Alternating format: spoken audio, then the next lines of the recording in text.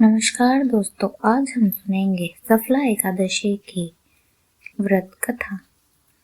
युधिष्ठिर ने पूछा, पौष मास के कृष्ण पक्ष में जो एकादशी होती है उसका क्या नाम है, उसकी क्या विधि है और उसमें किस देवता की पूजा की जाती है।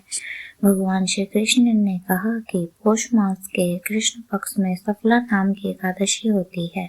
उस दिन विधान से ही विधि पूर्वक भगवान नारायण की पूजा करनी चाहिए। सफला एकादशी को विशेष रूप से दीपदान करने का विधान है। रात को वैष्णव पुरुषों के साथ जागरण करना चाहिए। जागरण करने वाले को एकादशी का पूर्ण फल मिलता है। अब सफला एकादशी व्रत की कथा सुनो। चंपावती नाम के राज्य में राजा महिष्मत रहता था। महर्षि महिष्मत के 5 पुत्र थे। उसके सभी बेटे अच्छे थे, लेकिन सबसे बड़ा पापी था। राजा के पैसों को वह पाप कर्म में खर्च करता था। वह दूसरों को धोखा देता था। वह सदा दुराचार और ब्राह्मणों को सताता और निंदा करता था। वैष्णवों और देवताओं की हमेशा निंदा करता था।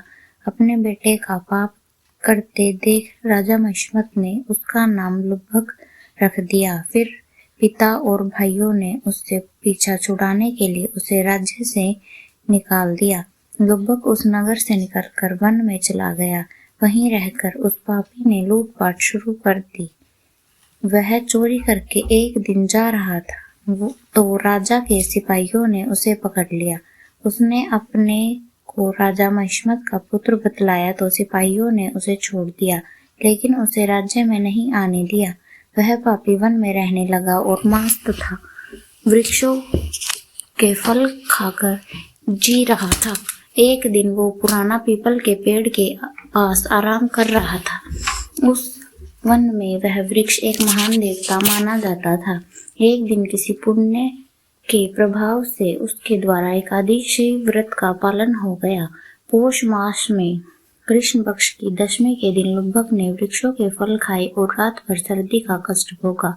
उस समय न तो उसे नींद आई और न ही आराम मिला।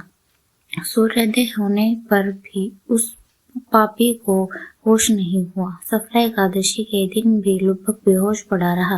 वह भूख से दुर्बल हो रहा था। तब उसने वृक्ष की जड़ में बहुत से फल निवेदन किया कि इन फलों से लक्ष्मीपति भगवान विष्णु संतुष्ट हो। इस प्रकार उससे अनायास ही व्रत का पालन कर लिया। उस समय सहसा आकाशवाणी हुई कि एकादशी के प्रसाद से राज्य और पुत्र प्राप्त करोगे। तब से भगवान विष्णु के वचन में लग गया। उस समय भगवान श्री कृष्ण की कृपा से उसके मनोज नामक पुत्र उत्पन्न हुआ।